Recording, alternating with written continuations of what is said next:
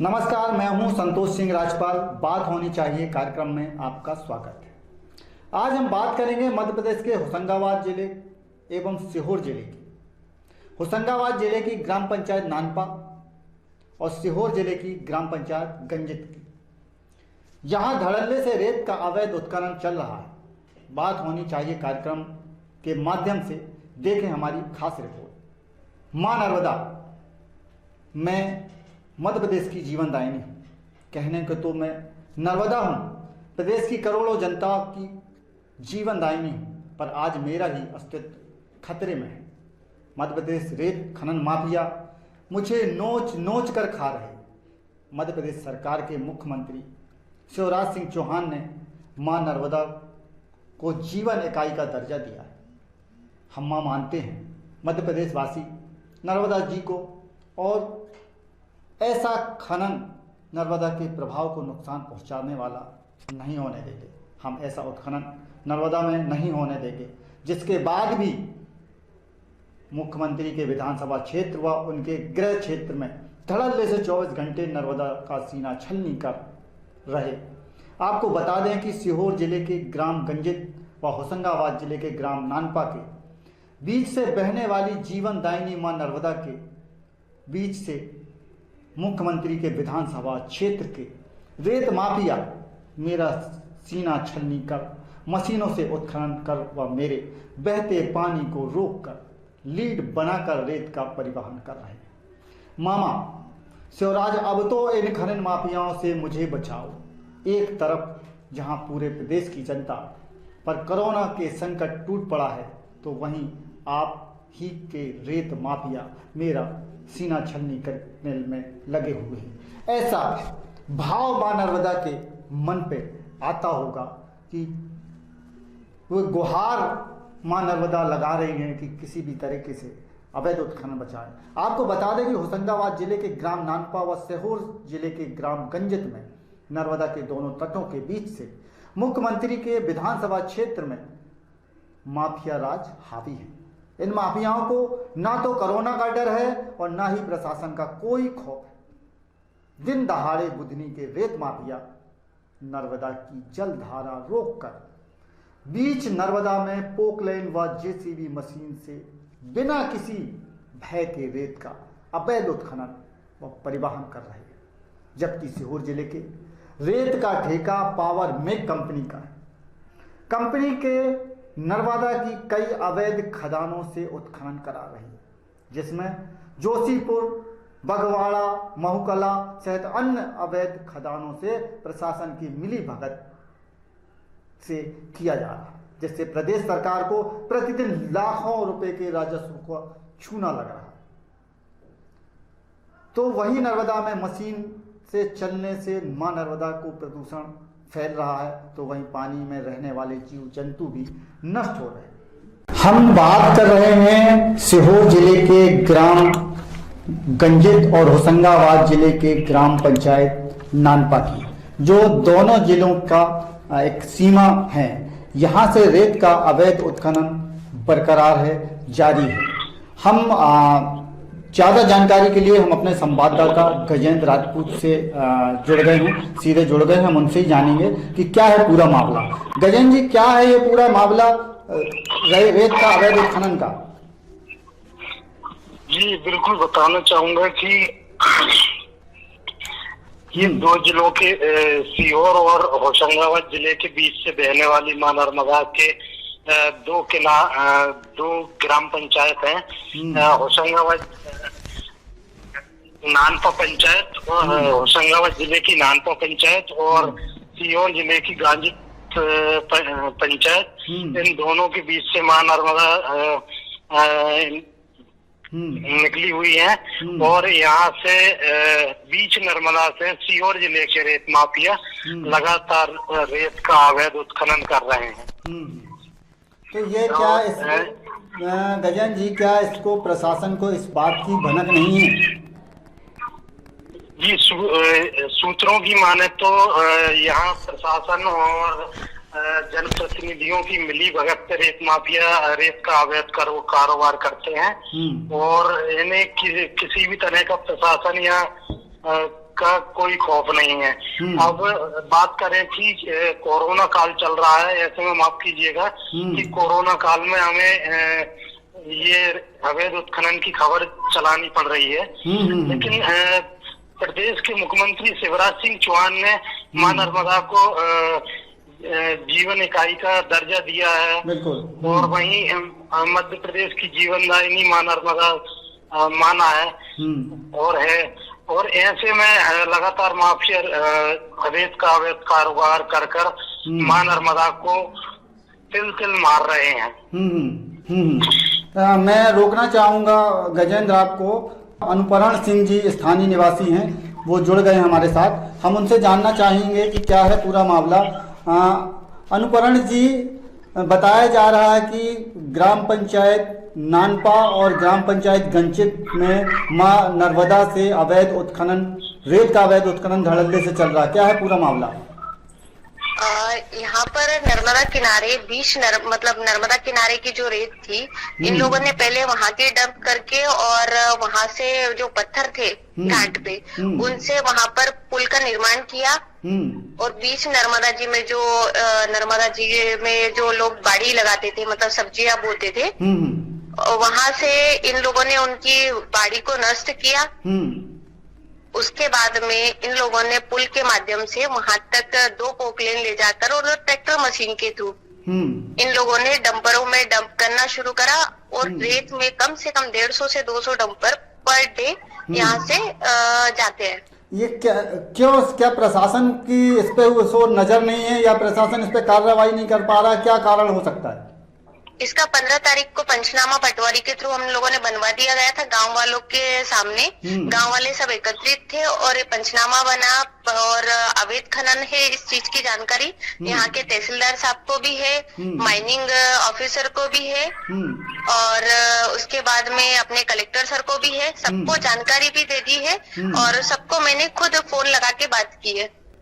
उसके बाद कोई कार्रवाई हुई क्या इन पे? क्या अभी इसके बावजूद कोई कार्रवाई नहीं हो पा रही है। मैंने कमिश्नर सर को भी इस मामले को मतलब पूरा बताया है कि इस टाइप का यहाँ पर ये चल रहा है, अवैध खनन चल रहा है और यहाँ पर किसी भी तरह की हानि हो सकती है, मतलब जन हानि या धन हानि, किसी भी तरह की हानि हो सकती है। इसका जिम्मेदार कौन होगा कल से? क्योंकि सिंगल रास्ता है जिसकी वजह से जहाँ से डंपर जाते हैं या तो वहाँ पर जैसे शाम के टाइम गांव के लोग अपने जानवरों को पानी पिलाने जाते हैं, अगर शाम के टाइम वहाँ निकलते हैं तो इतनी बुरी स्थिति होती है कि वहाँ पर 2-3 जानवरों का एक्सीडेंट हुआ है, वो तो बच्चे जाते हैं, किसी दिन कुछ हो गया तो कौन इसका जिम्मेदार होगा? जैसा कि आपने बताया कि सभी जगह आपने शिकायत की हुई है मगर कार्रवाई के नाम पर कुछ भी नहीं है, तो क्या लगता है आपको, क्या इसमें राजनीतिक रसूख नजर आता है कि आपको कि क्यों कार्रवाई नहीं हो पा रही है? कार्रवाई नहीं होने का कारण ये है कि जो कांग्रेसी लोग इसको कर रहे हैं वो शिवराज जी का या फिर उनके बेटे का नाम लेके उनका हवाला देकर प्रशासन को गुमराह करने की कोशिश कर रहे हैं। इसमें कोई भारतीय जनता पार्टी का ना तो कोई कार्यकर्ता इन्वॉल्व है, ना ही शिवराज जी का कोई परिवार, क्योंकि उस परिवार को इन लोगों से कोई मतलब नहीं है, लेकिन उसके बावजूद उनको बदनाम करने में लगे हुए हैं। और आपको जानते हैं कि माननीय मुख्यमंत्री जी जो है वो नर्मदा जी के बचाव के लिए कितने सारे कार्य कर रहे हैं। जब मैं आपको रोकना चाहूंगा, अगर जैसा कि आप कह रहे हैं कि ये कांग्रेसियों का काम है, तो सरकार तो बीजेपी की है, मुख्यमंत्री हैं, इस पे कांग्रेसी और बीजेपी की क्या बात है? इनको धड़ल्ले से कार्रवाई करनी चाहिए। फिर आखिरकार प्रशासन शासन कार्रवाई क्यों नहीं कर पा रहा है? ये एक बड़ा प्रश्न।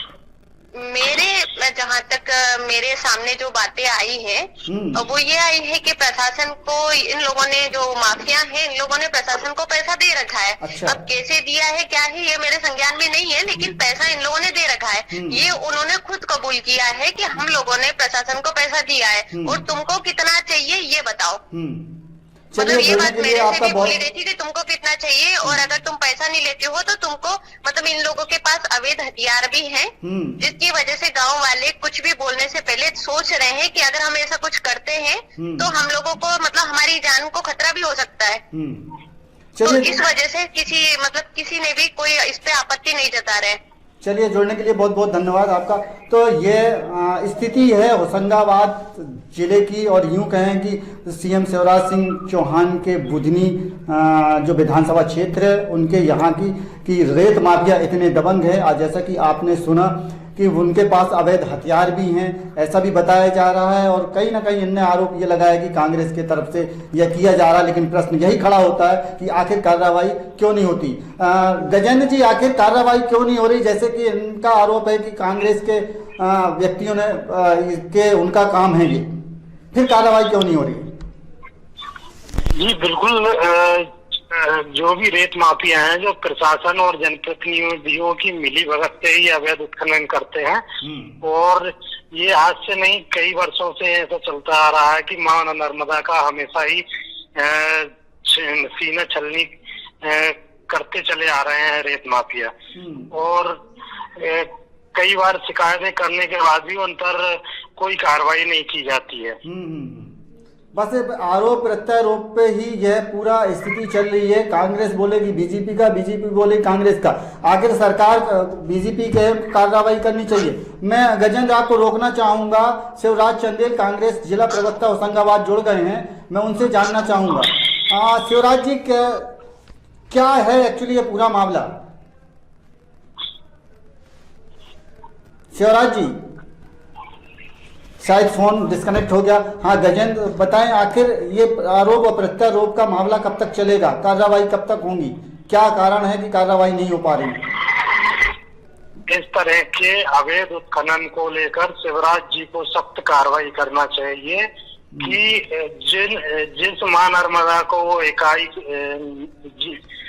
मां नर्मदा को जीवन इकाई का दर्जा दे रहे हैं, उसमें अवैध उत्खनन रोकने के लिए शिवराज जी को सख्त कदम उठाने चाहिए, जिससे कि मां नर्मदा का जीवन बच सके। बिल्कुल, लेकिन आरोप ये भी लगाया है कि वहां से बहुत सारी गाड़ियां निकलती हैं और कभी भी जनहानि का, अर्पणा जी ने जो आरोप लगाया है कि जनहानि हो सकती है, वहां से एक्सीडेंट हो सकते हैं, छोटे बच्चे हैं। वहीं ये रेत माफिया इतने दबंग बताए जा रहे हैं कि ये कभी भी इनके पास अवैध हथियार भी हो सकते हैं, और इस तरीके की जो बात है, पैसे भी दे रखे हैं। क्या हो सकता है इनके आरोप में? बिल्कुल, प्रशासन और इन पर कड़ी कार्रवाई करना चाहिए, जिससे कि लोग सुरक्षित हो सके, माफियाओं से उनका बचाव हो सके। माफियाओं पे लगातार कड़ी कार्रवाई होना चाहिए। बिल्कुल कड़ी कार्रवाई होनी चाहिए, लेकिन लगता नहीं है जिस तरीके से ये अवैध व्यापार और जो तस्वीरें बयां कर रही हैं, तस्वीरों में स्पष्ट नजर आ रहा है कि किस तरीके से मशीन के द्वारा निकाला जा रहा रेत को, और उत्खनन की, अवैध उत्खनन भी इस धार पे पट्टी बना के भी निकाला जा रहा, तस्वीर बयां कर रही हैं। फिलहाल ये बताएं कि आखिरकार आपकी किसी अधिकारी से बात हुई इस मामले पे? इस मामले में होशंगाबाद जिले के सिवनी मालवत विधानसभा क्षेत्र के विधायक प्रेम शंकर वर्मा जी से बात हुई, तो उन्होंने भी कोरोना का हवाला देकर इस मामले को टाल दिया। और माइनिंग अधिकारी से बात की तो अभी हमारी कोरोना ड्यूटी चल रही है। तो ऐसे कर अपनी जिम्मेदारियों से पल्ला झाड़ रहे हैं। तो मेरा ये प्रदेश सरकार के मुखिया मुख्यमंत्री शिवराज जी से अनुरोध है कि वो तत्काल मां नर्मदा में अवैध उत्खनन को रोकें और रेत माफियों पर सख्त से सख्त कार्रवाई करें, और उन पर मां नर्मदा की हत्या करने का मामला दर्ज कराएं। लेकिन प्रश्न ये उठता है गजेंद्र, जैसा कि बताया जा रहा, अर्पणा जी ने गंभीर आरोप लगाए हैं कि ये कांग्रेस के द्वारा ऐसा किया जा रहा है, कांग्रेस के लोग हैं, वहीं सरकार बीजेपी की है, आखिर कार्रवाई क्यों नहीं होती है? जब हमने कांग्रेस के प्रवक्ता से बात करनी चाहिए, उनने फ़ोन उठाया ज़रूर, लेकिन बात करने से मुकर गए, तो बात करना नहीं चाह रहे हैं। अब मैं गजेंद्र आपको रोकना चाहूँगा। हमारे साथ राजेंद्र सिंह राजपूत, ग्राम पंचायत नानपा से जुड़ गए हैं, हम उनसे जानेंगे क्या है पूरा मामला। राजेंद्र जी, क्या है पूरा मामला? ये रेत अवैध उत्खनन की जो बात आ रही है सामने, जो तस्वीरें निकल कर आई हैं, क्या है ये पूरा? ये सीहोर जिले में ये अवैध रेत बीच नर्मदा जी में से जा रही है, वो बीच नर्मदा जी में जा रही है। तो ये जिस तरीके से अवैध उत्खनन किया जा रहा है आपके ग्राम पंचायत के अंतर्गत, आपने कहीं शिकायत की है इस मामले की? नहीं, हमारे ग्राम पंचायत, अब वो हमारी ग्राम पंचायत होशंगाबाद जिले में, सीहोर जिले में, ये तो पटवारी तहसीलदार साहब बताएंगे हमें, हमको थोड़ी पता है ये चीजें। अच्छा, तो ये कहने का मतलब ये है कि दोनों जिलों की जो सीमा है वो यहाँ पे बनती है, इसका ही लाभ उठा रहे क्या रेत माफिया? हाँ भाई, जो उठा रहे, दो ही की सीमा है, होशंगाबाद जिला और सीहोर जिले के बीच की बात है। तो अब वो नानपा पंचायत में आ रही है कि मुर्रा पंचायत में आ रही है, ये मेरे को नहीं पता। अब हमने 2-3 बार बोल भी दिया था, विधायक जी से बोला था मैंने, वहाँ तो उठ रही है। अब उन्होंने तहसीलदार साहब को किस को भेजा भी था शायद, तो पक्का है वो रेत माफिया। चलिए, जुड़ने के लिए बहुत बहुत धन्यवाद। तो गजेंद्र, मैं ये जानना चाह रहा हूँ, क्या रेत माफिया जो हैं ये दोनों सीमाओं के होने का फायदा उठा रहे हैं क्या? गजेंद्र, मैं ये जानना चाह रहा हूँ कि ये दोनों जिलों की जो सीमा है, कहीं ऐसा तो नहीं कि कार्रवाई सीहोर जिले के अधिकारी करेंगे, तो ऐसा तो नहीं कि कहीं कार्रवाई होशंगाबाद के जिले करेंगे? इस चीज का क्या रेत माफिया फायदा उठा रहे हैं? जी बिल्कुल, मैं आपको बताना चाहूंगा कि सीहोर जिले में पावर मैक प्रोजेक्ट रेत कंपनी का ठेका है और होशंगाबाद जिले में RKTC रेत कंपनी का ठेका है। लेकिन RKTC की कुछ ही करीब 20 से 25 खदानें ही चल रही हैं अभी इस समय। और सीहोर जिले में जो है, सीहोर जिले के जो रेत माफिया है और जो कंपनी है, वो इस बीच इसका फायदा उठा रही है। दोनों जिले की सीमाओं के बीच नर्मदा से रेत उत्खनन कर रही है। अब दोनों जिलों की, या तो सीहोर की क्षेत्र की भी वो रेत नहीं है और ना ही। गजेंद्र, आपको मैं रोकना चाहूंगा, हमारे साथ जुड़ गए हैं ग्राम पंचायत गंजित के सरपंच। जी, आप बताइए क्या मामला है? ये रेत अवैध उत्खनन की जो तस्वीरें आ रही हैं, इसमें क्या है, क्या है हकीकत? इस पे बताइए जरा। हकीकत ये, बिना पूछा सर खान नहीं टूट रही है वहाँ से, बिना पूछा। कोई जानना पूछ, पंचायत में कोई आवेदन लिया नहीं, कोई चीज का पूछा नहीं, अपने मंचा उठा रहा है और मंचा ले जा रहा है, बेच रहा है। तो ग्राम पंचायत के द्वारा कहीं शिकायत की गई कि अवैध उत्खनन किया जा रहा है हमारे ग्राम पंचायत के अंतर्गत? जी। क्या कार्रवाई हुई है कुछ अभी तक इन रेत माफियाओं के ऊपर? कोई पूछ नहीं हुई सर। बिना पूछा अनुमति कोई से नहीं ली, अपन ने ना अनुमति दी ना कोई चीज से, ना अपन से बिना पूछा ट्रक भरा रहे हैं। हर चीजों की दिक्कत भी आएगी, कहा कि नहाना धोना हर चीजों का वहाँ दिक्कत आ रही है। और किस तरीके की समस्याएं आ रही है इस रेत अवैध उत्खनन से? आपके ग्राम पंचायत के ग्रामवासियों को किस तरह की समस्याएं उत्पन्न हो रही हैं? सर ये इसलिए हो रही सर कि बिना पूछा बिना अनुमति की रेत उठ जा रही है, और क्या इसीलिए सारी दिक्कत आ रही है कि सर वो कहते हैं कि यहाँ से पर्ची काटो, वहाँ से बेचते हैं, फर्जी जा रही है। रोड अभी नया बना हुआ है, उस पर भी दिक्कत आ रही है, हर चीजों की दिक्कत आती है। चलिए, जुड़ने के लिए बहुत बहुत धन्यवाद। तो गजेंद्र जी, जैसा कि ये बता रहे हैं कि इनको भी काफी दिक्कत आ रही है ग्रामीणों को नहाने की और भी चीजों की इस अवैध उत्खनन के चलते। आखिरकार प्रश्न वही आता है गजेंद्र जी की, आखिर कार्रवाई क्यों नहीं हो पा रही है? इसके पीछे क्या कारण है? और दूसरी बात यह है कि ये जो बताया जा रहा है कि शिवराज सिंह चौहान के विधानसभा क्षेत्र के अंतर्गत आ रहा है, क्या मुख्यमंत्री शिवराज सिंह चौहान के नजर पर ये बात नहीं है क्या?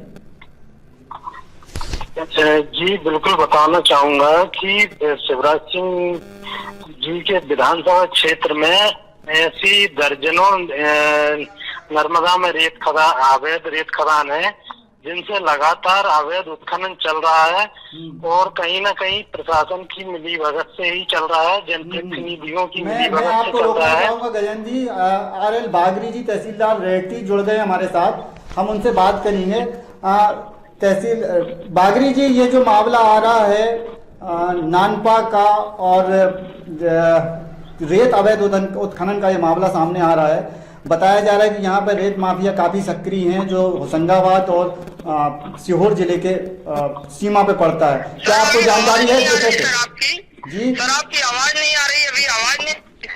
मैं ये पूछना चाह रहा हूँ, ये रेत अवैध खनन का मामला है, क्या आपको इसकी जानकारी है? हम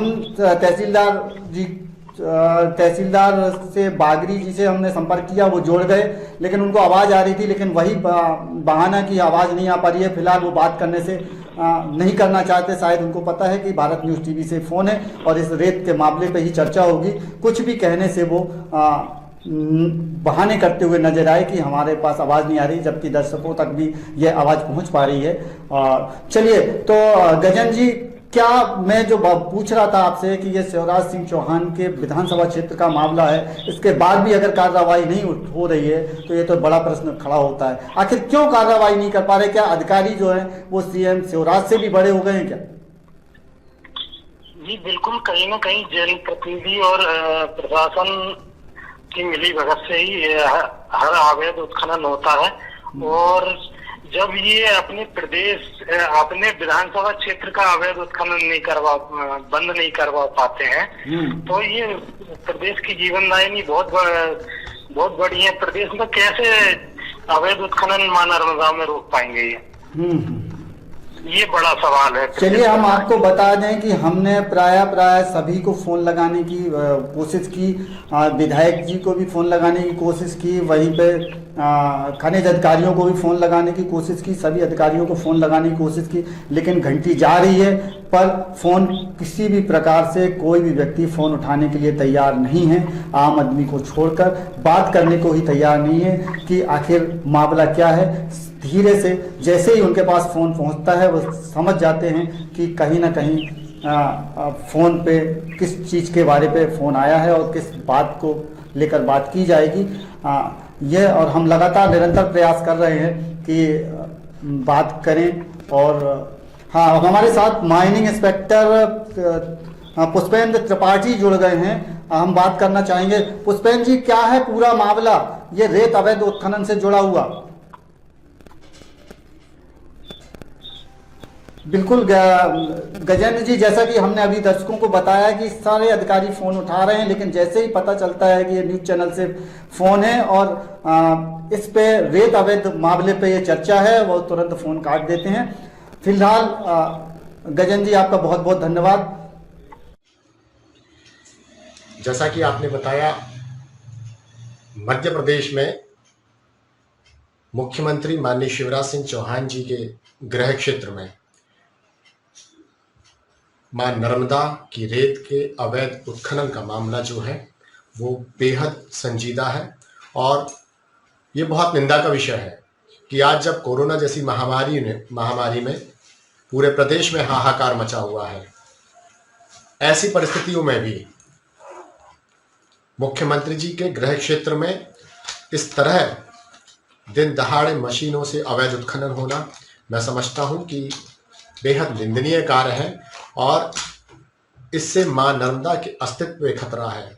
मैं आपको बताना चाहता हूं कि पिछले साल जब लॉकडाउन लगा हुआ था, उस समय मां नर्मदा का जल अपने पूर्ववत स्थिति में पहुंच गया था। इतना शुद्ध, इतना साफ, मां नर्मदा की स्थिति बहुत अच्छी हो गई थी। लेकिन आज पूरे प्रदेश में जहां एक और कोरोना से लोग मर रहे हैं, जहां ऑक्सीजन की सप्लाई नहीं मिल पा रही है, जहां दवाइयां उपलब्ध नहीं हो पा रही है, हॉस्पिटल में जहां बेड नहीं है, वहां दूसरी ओर मां नर्मदा का छाती छलनी करना, रेत माफियाओं के द्वारा अवैध उत्खनन करना और इस पर प्रशासन की मौन स्वीकृति, माननीय मुख्यमंत्री जी के क्षेत्र में इस तरह की घटना होना बेहद चिंताजनक है, बेहद निंदनीय है और हम कड़े शब्दों में इसकी निंदा करते हैं और माननीय मुख्यमंत्री जी से निवेदन करना चाहते हैं कि ऐसे कुकृत्य को तुरंत रोकें, इस पे कठिन कार्रवाई करें, ये हमारे मुख्यमंत्री जी से मांग है। फिलहाल आज के बात होनी चाहिए कार्यक्रम में बस इतना ही। जुड़े रहिए भारत न्यूज़ टीवी के साथ, खबरों की पड़ताल। जय हिंद।